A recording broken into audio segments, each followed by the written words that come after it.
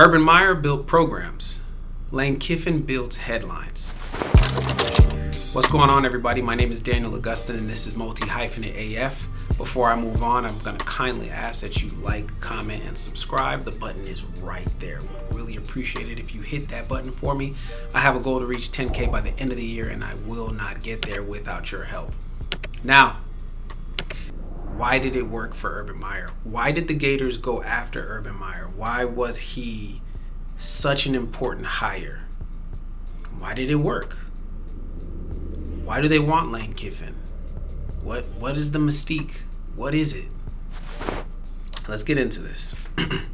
Urban Meyer built programs. Lane Kiffin builds headlines. Let's talk about the difference between a program architect and a play caller, between a builder and a borrower. Because when Florida hired Urban Meyer in 2005, they weren't just hiring a winner, they were hiring a revolution.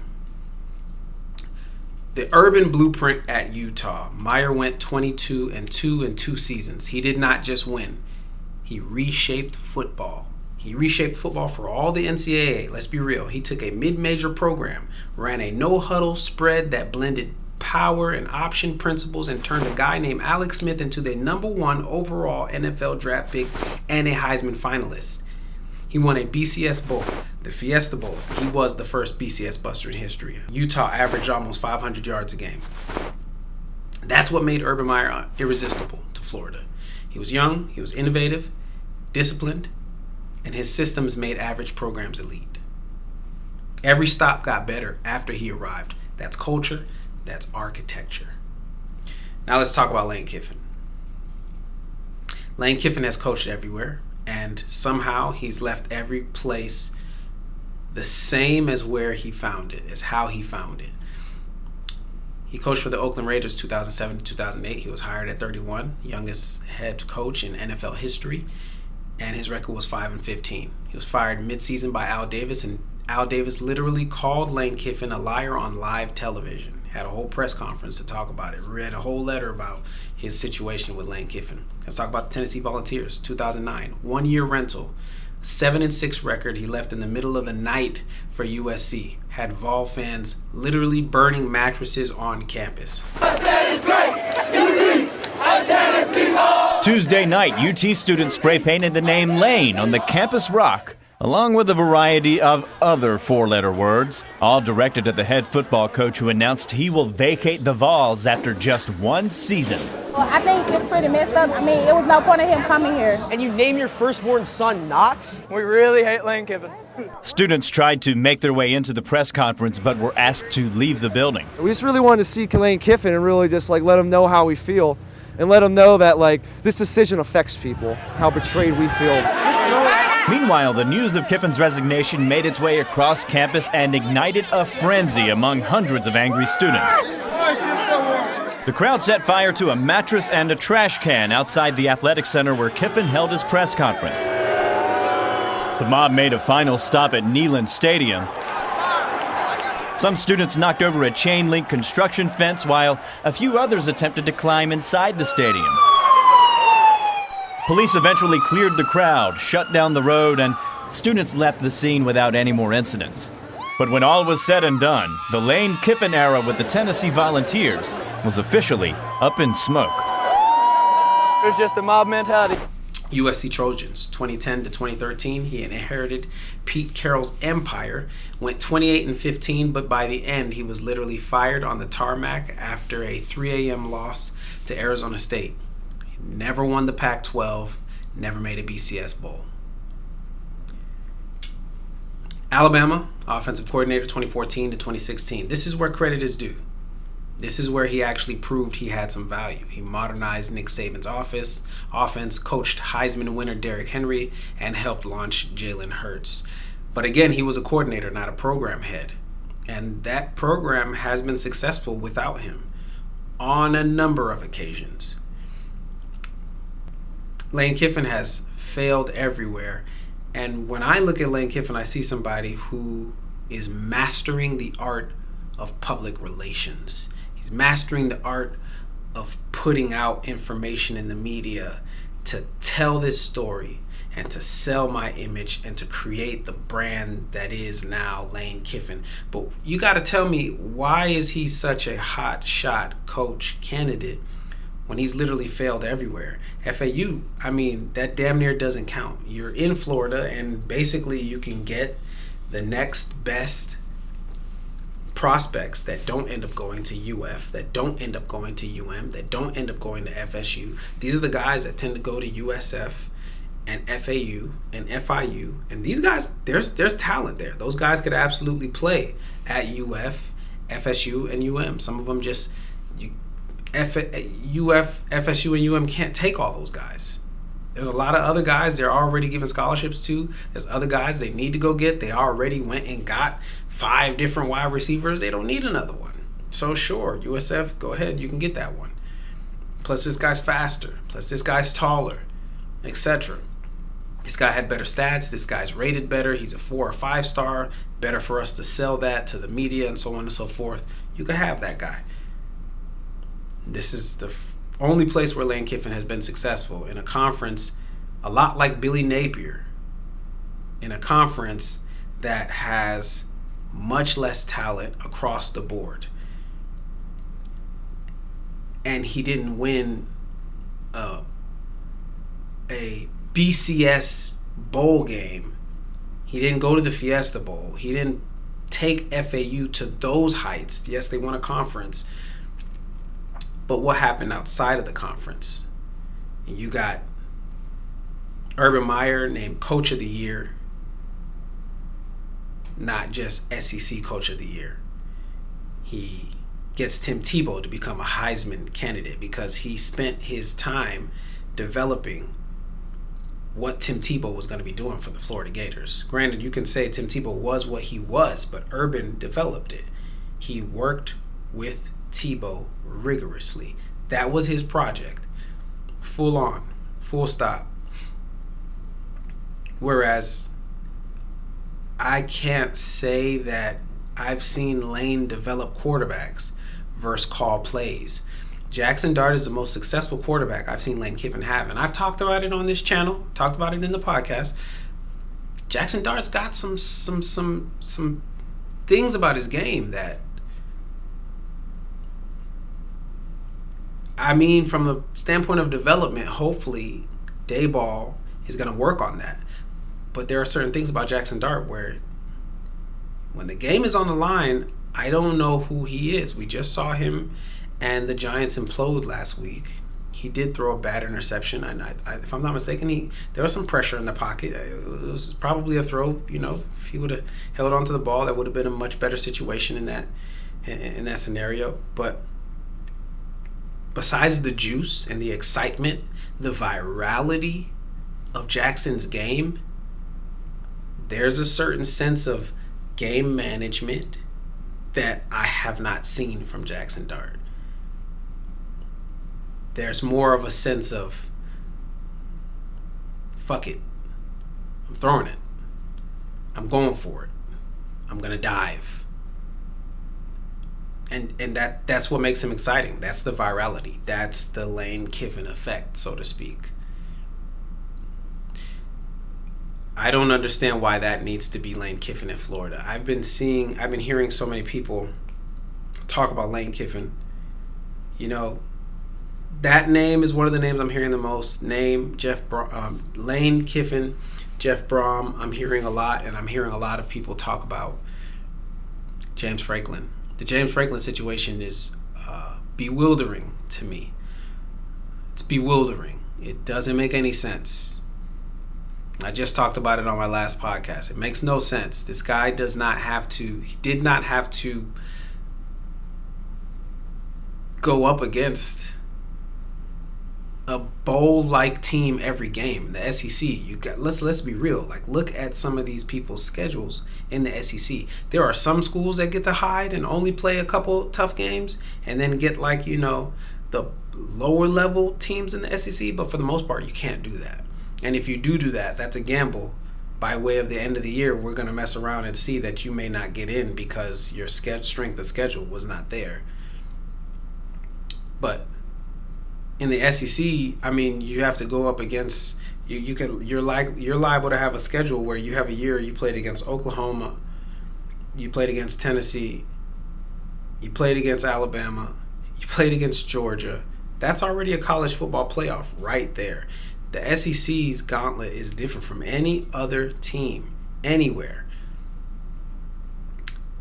And so James Franklin has never dealt with that. James Franklin will come to the SEC and get eaten alive. To be honest, when I look at a lot of these coaches, I think a lot of them are more so just playing PR. A lot of them just want their name to be mentioned as somebody who should get this job.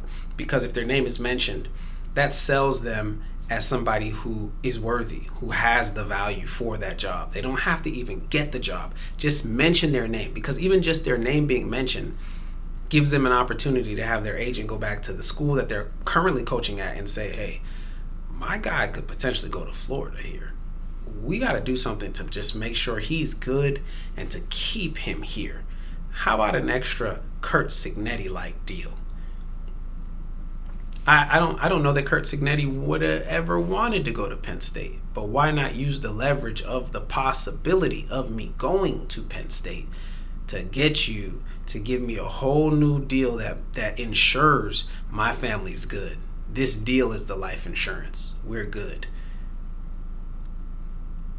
The difference between Urban Meyer was a movement. Lane Kiffin, to me, is a mood. Urban Meyer walked into Gainesville. He won 2 national titles in 4 years. Lane Kiffin has been in the SEC for almost 5 years and hasn't won a division. Hasn't gotten to an SEC title. Lane Kiffin is what Urban Meyer would be if Urban stopped halfway. All scheme, no structure. He's fun, he's clever, he's chaos, he's a photo with 2 baddies after having done hot yoga. I dig it if you the homie, but not if you the coach. Not really. But I could see why something like that would maybe do well with some recruits, because maybe they can see you as a mood. I think Lane is clever. I think he's chaos. I think he's fun. But if you're Florida, you don't need a meme lord. You need a mechanic. You need somebody who can get up under the hood, who can rebuild the engine, and not just for likes. And I think Lane Kiffin is really better off at Ole Miss. If he does what he's supposed to do at Ole Miss, if he just wins, if he could just go to a SEC title game, if he could mess around and win an SEC title game, well, they're liable to put a statue of this man up at that school. They're liable to change the name of that stadium.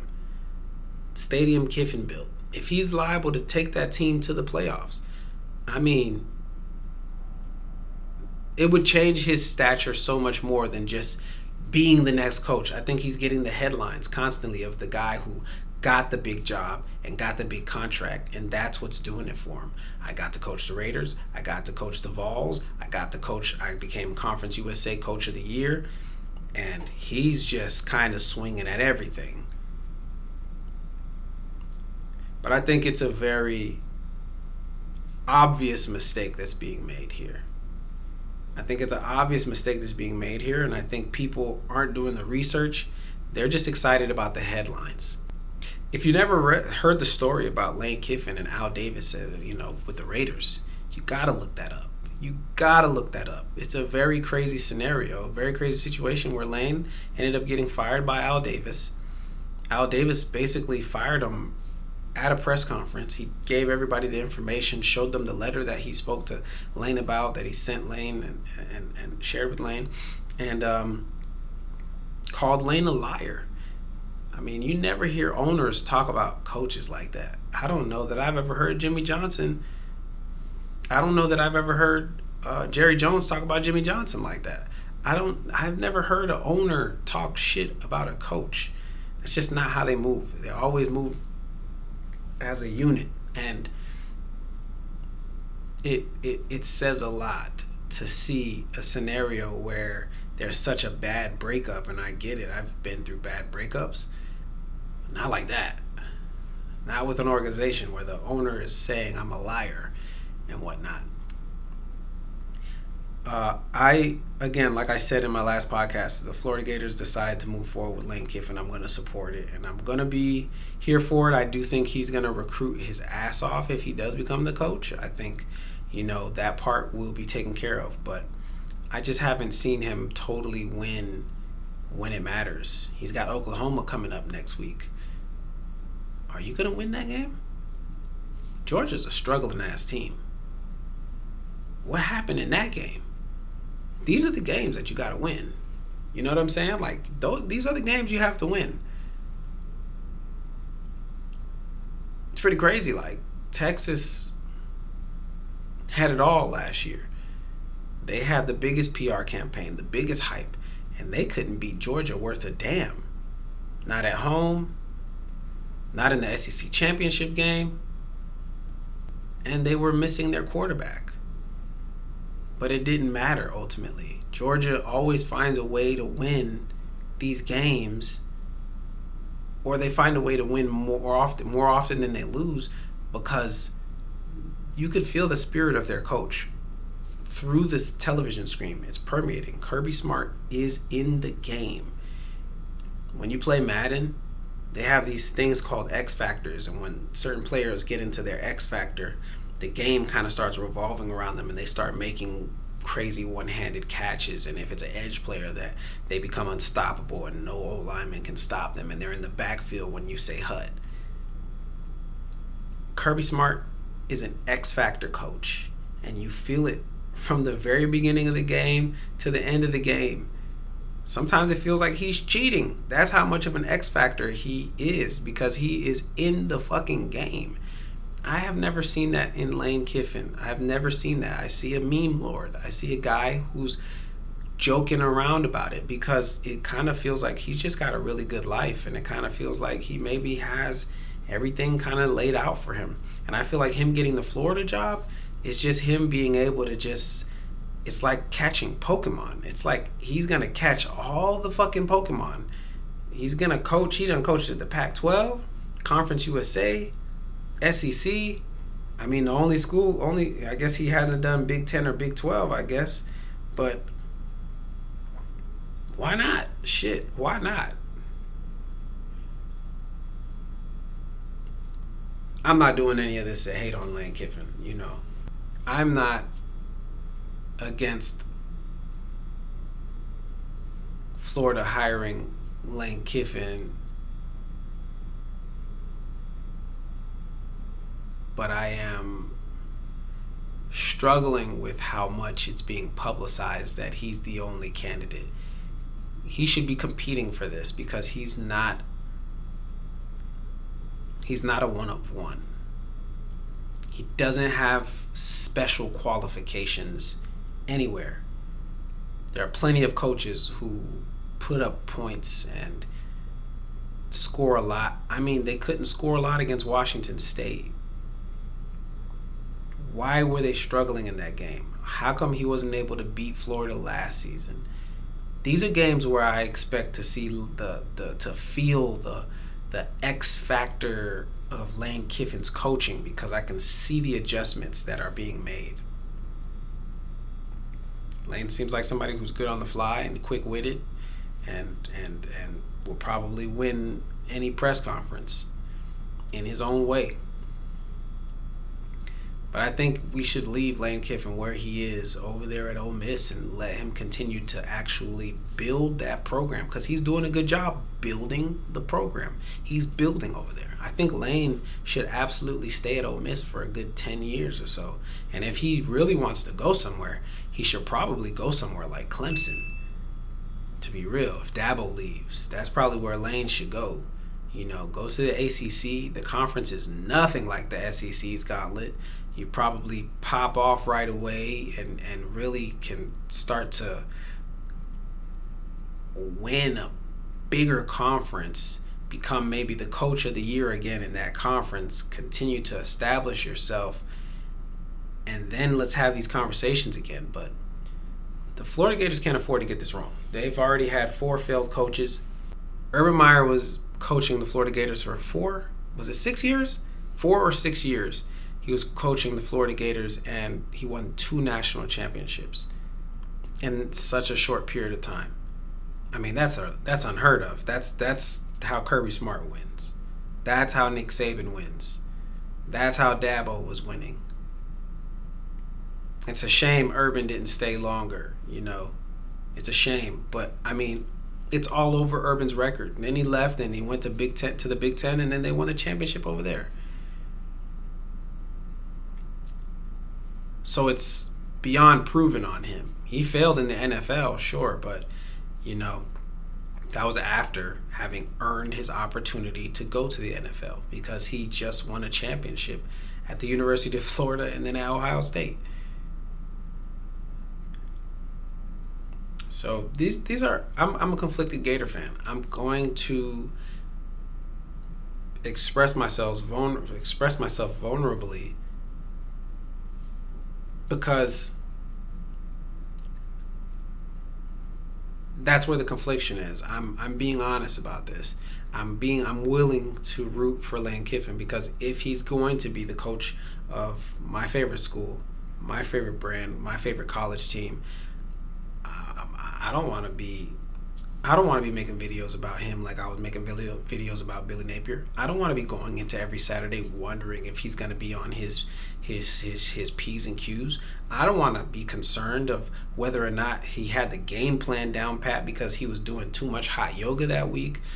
I don't want to be thinking about none of that. When I watch John Gruden on YouTube, there ain't no hot yoga shit going on. He's always talking about football. Talks about football in such a way I learned the game more just watching his channel. He sits there and talks to almost every quarterback who's coming into the draft, and it's like you can see how he breaks down the difference between how they saw the game in college and how they see the game in the NFL, and you can see how he starts to impress on these guys the way this game is going to be played now in the NFL, and how to see the game, how to control the game. And that's why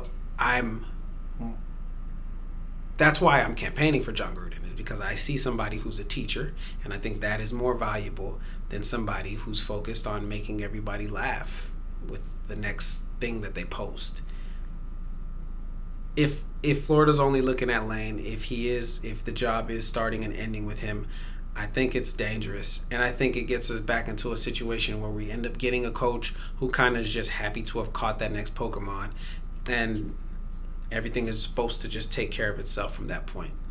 I want a coach who I believe his back is against the wall, and he's got so much to work for, so much to work towards, and he's going to have to earn it because he's got certain people who don't believe in him and a select few who do, but he knows what he's going to bring to the table.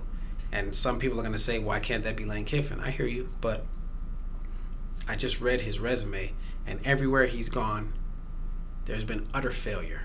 Everywhere he's gone, there's been utter failure. Blaming everybody else as opposed to taking accountability. He's already been at Tennessee and failed over there. What's wrong with Tennessee? Went to USC, failed over there. What's wrong with USC?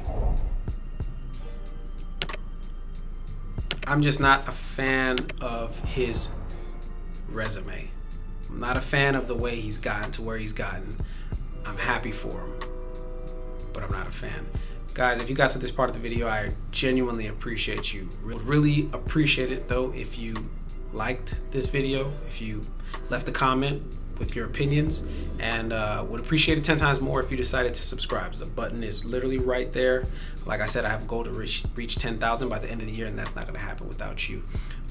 The blog that I wrote will be on Substack. I will leave the link to my Substack and to this article in the description below. Thank you again for getting to this part of the video, and peace.